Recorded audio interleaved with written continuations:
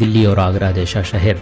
मुसलमानों के बगैर भारत रॉकेट टेक्नोलॉजी से भी महरूम रहता, क्योंकि इसे बनाने वाला टीपू सुल्तान एक मुसलमान था।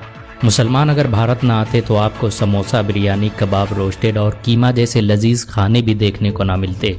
यहाँ तक कि आप खिचड़ी से भी वंचित रहते, क्योंकि इसे बनाने की विधि मुगलों ने ही विकसित की थी। पुलाव, हलवा, पूरी और मुरब्बा को बनाने का तरीका भी मुसलमान अपने साथ भारत लाए थे। आपको ये जानकर शायद हैरानी हो कि अखंड भारत का निर्माण मुसलमानों ने ही किया था। देश के तिरंगे झंडे को डिजाइन करने वाली महिला सुरैया तैयब जी एक मुसलमान थीं। दिल्ली, आगरा, लखनऊ, हैदराबाद, औरंगाबाद जैसे मशहूर शहर मुसलमानों ने ही बसाए थे। एक अंदाजे के मुताबिक मुसलमानों ने भारत में 10,000 से अधिक गांवों और कस्बों का निर्माण किया, जो आज भी भारत की शान माने जाते हैं। बारूद बनाने की तकनीक मुसलमान ही भारत लेकर आए थे।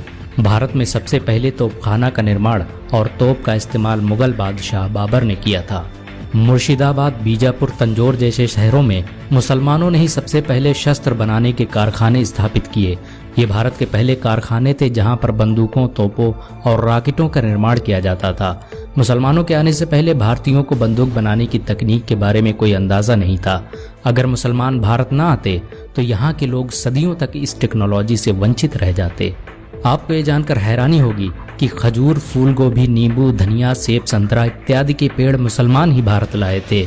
मुसलमानों ने ही भारत में सबसे पहले इनकी खेती प्रारंभ की, जो बाद में भारत की प्रमुख फसलें बन गईं।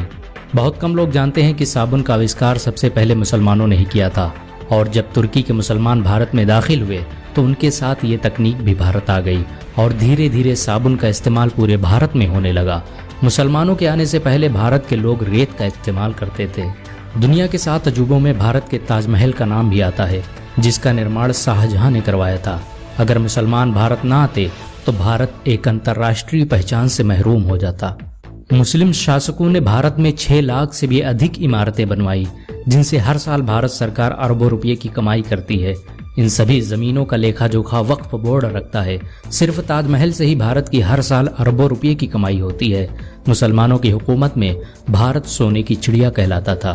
मुसलमानों के बगैर भारत कभी भी परमाणु संपन्न देश न बन पाता, क्योंकि एक मुसलमान APJ अब्दुल कलाम ने ही भारत का परमाणु बम बनाया था। भारत आज भी मुसलमानों के दिलों में बसता है। मुसलमान इस देश के लिए अपनी जान भी दे सकते हैं।